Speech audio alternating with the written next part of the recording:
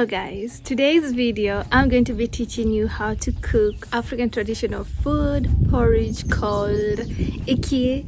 It is food in the Kamba community that used to be taken like a long time ago, but I don't know if people take it today in modern society, but I came to my grandma to teach me how to do it. And yeah, I hope you like the video as I'm gonna teach you how to cook iki.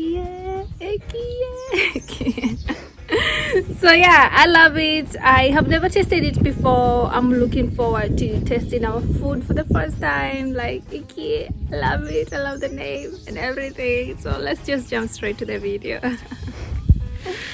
So right here we are dealing with dry corn, like maize, dried maize. We're gonna put it in this African sort of pot. I don't know how to call it in English. And then through this stick, yes, taekwondo, we are going to be hitting it, hit for a couple of minutes. No, not minutes. You hit it for some time until you get tired, and then we will continue the process.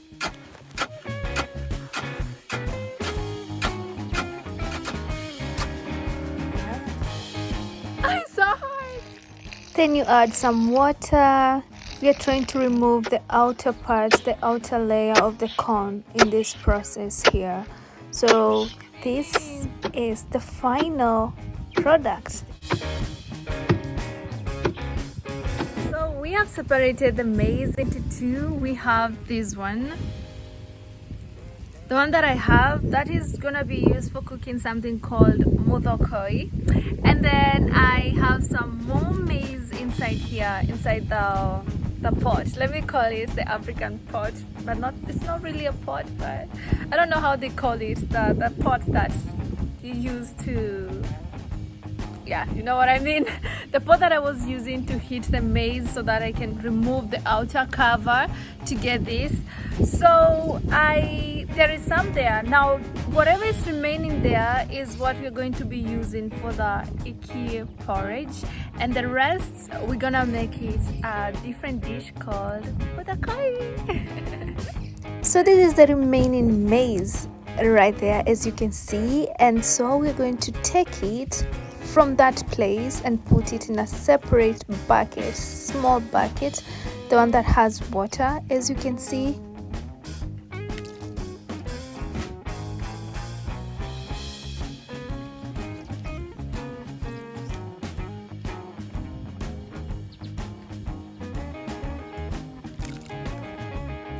So usually the first water is very dirty. What you do is you rinse it like this, like that, yes, and then you pour it down.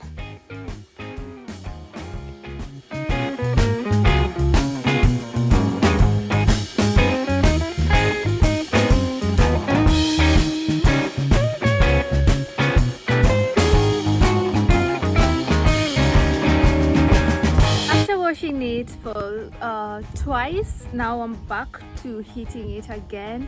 So we'll heat it again for like 10 minutes, like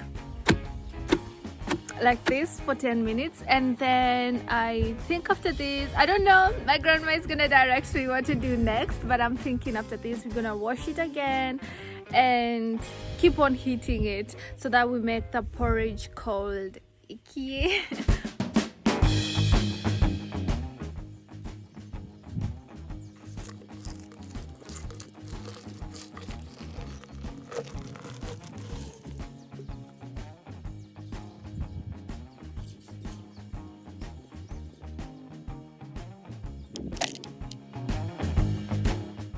Now here is the part. Now we're going to wash the maize again, as you can see. Yes, I'm sure you're like, how many times are we gonna wash this maize? I was also like, how many times are we gonna wash this? So this is the secret part. We are not going to throw this water. We're going to sieve it. In fact, we don't want any maize getting into it or anything hard, anything solid. We want it as smooth as possible. And then we are going to use the water to prepare the porridge. Observe.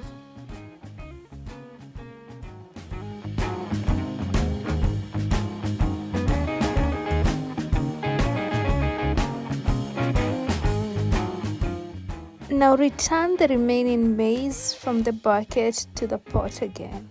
Keep heating until it's smooth and soft, and repeat the process all over again of washing it. So after rinsing the first time the water and then pouring it down, okay, we didn't pour the water down, we were pouring the other thing down. Now I am going to heat it again, the maize, the remaining one, to thicken the porridge. So we have to heat it again for a couple of minutes, like 5 minutes, to thicken the porridge. And then yeah, we'll see if we can prepare the porridge today or tomorrow. You can do it either way. So yeah, so I'm gonna heat this for a couple of minutes, like 3 minutes. After a tedious process of heating and rinsing, collecting the water, here's the final product. This water, the water that we've been rinsing the maize. We're going to use this to cook the porridge. Just observe. Now boil some water with firewood. It's just gonna take 5 minutes. Smile, give people stories, and in no time your water will be ready.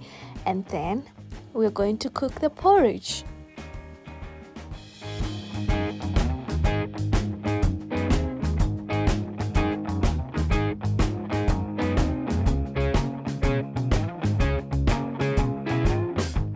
The water is boiling. Now take your water, the one that you've been collecting, and put it inside the boiling water and keep stirring.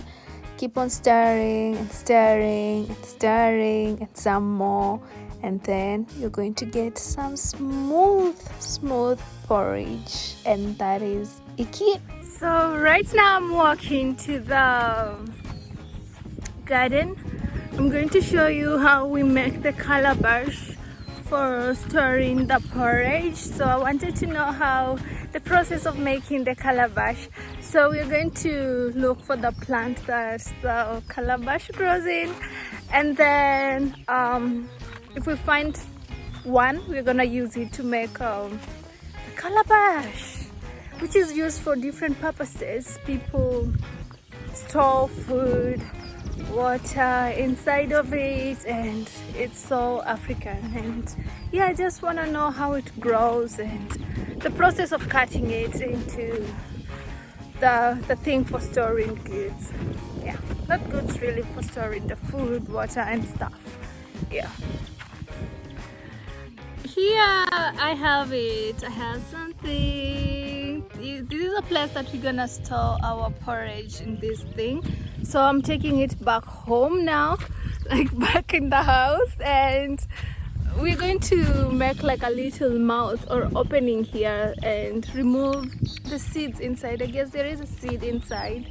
Remove the stuff inside, and then we'll have something for storing our porridge and storing some stuff. How cool is this? This is just so amazing.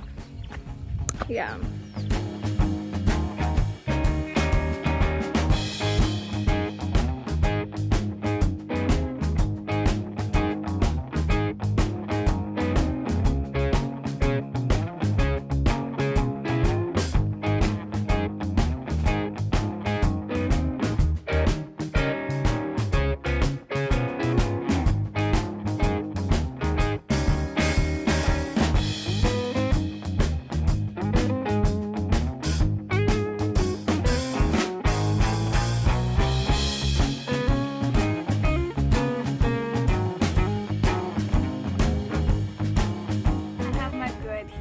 Successfully, I have managed through this to cut the mouth, which is a success for me, and I'm so excited. So as you can hear, there is something inside. There is some stuff that is coming like from the inside as well. I'm gonna clean it, and then we'll have a place to store porridge and to store water, anything that we want, literally. Yes.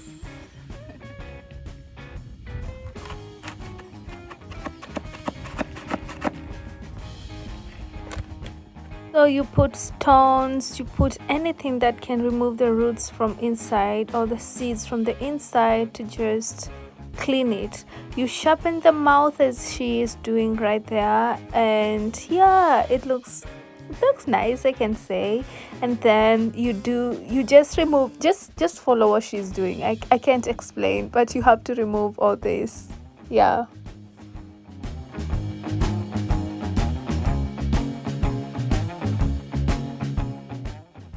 We are removing the stuff from the inside, as you can see. Yes, that is what was inside. That is what we're trying to shake with the stones to come out.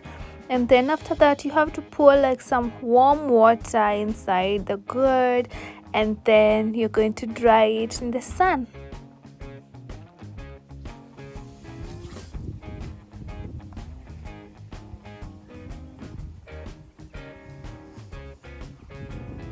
And then find a twig, sharpen it, and then you have something to cover the mouth of the gourd. There we go.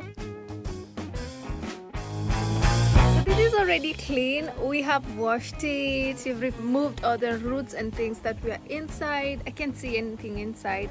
It's all clean. Now I'm gonna put it in the sun for like they said 2 days, or depending on the sun. But this place is very hot. So I'm gonna put it like today, and tomorrow my porridge and everything, our milk, I can be able to check what is inside tomorrow. But I've made an achievement today, y'all. Like I was able to make this work. Like I have a place where I can store the porridge, milk and stuff. So I'm gonna put it in the sun, like out there, and I'll definitely take it off tomorrow. Now let's talk about ikie. So I've been told that you have to leave the water to ferment for like 24 hours. So the water that you've been rinsing, the water, like the maize that we've been rinsing, the water is the water that we're going to use to cook or prepare the porridge. So you have to leave it to ferment for like 24 hours for you to use it to cook the porridge. So I don't know if I like fermented things, so I've told my grandma that we can cook some porridge today, and then we can have like the other fermented porridge tomorrow for me to just have a taste, just a little bit.